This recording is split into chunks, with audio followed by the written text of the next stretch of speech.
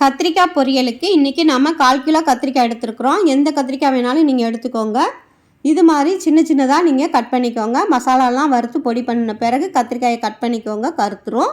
1 spoon கடலப்பருப்பு, மசாலா வறுக்க 1 spoon கடலப்பருப்பு, 1 ஸ்பூன் மல்லி, 1 ஸ்பூன் அளவு எள்ளு போட்டுக்கோங்க. கருப்பு எல்லாம் இருந்தாலும் பரவாயில்ல, வெள்ளை எல்லாம் இருந்தாலும் பரவாயில்ல, எதுவாவது ஒரு எள்ளு போட்டுக்கோங்க.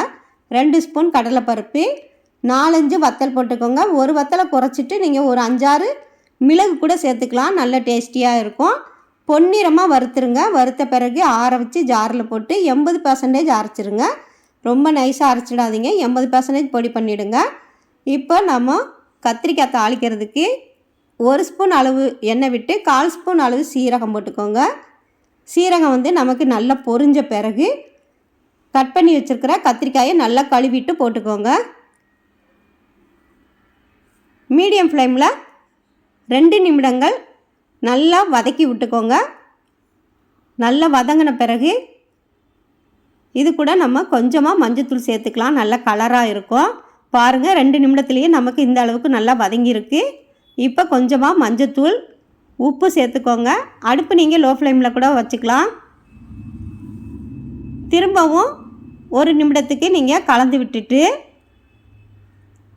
அந்த மஞ்சத்தூள் போடும் போது நமக்கு கத்திரிக்காய் ரொம்ப கலர்ஃபுல்லாக நல்ல மணமாக டேஸ்டியாக கிடைக்கும்.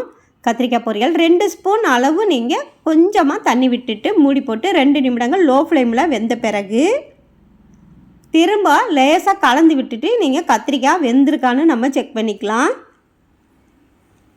கத்திரிக்காய் நமக்கு நல்லாவே வெந்திருக்கு பாருங்கள். நல்லாவே வெந்திருக்கு. இப்போ பொடி பண்ணின பொடியை போட்டுட்டு இது கூடவே கூடுதல் மணத்துக்காக 2 கொத்து கருவேப்பிலையும் நம்ம சேர்த்துக்கலாம்.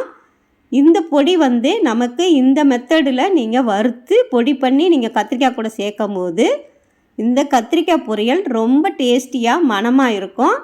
3 நிமிடத்துக்கு நீங்கள் லோ ஃப்ளேமில் நல்லா கலந்து விட்டுக்கோங்க. நல்லா ஃப்ரை ஆகிரட்டும். நல்லா ஃப்ரை பண்ணிடுங்க 3 நிமிடத்துக்கு.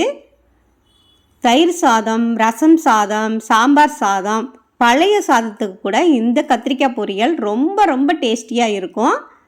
இந்த மெத்தடில் நீங்கள் ஒரு டைம் செஞ்சு பாருங்கள்.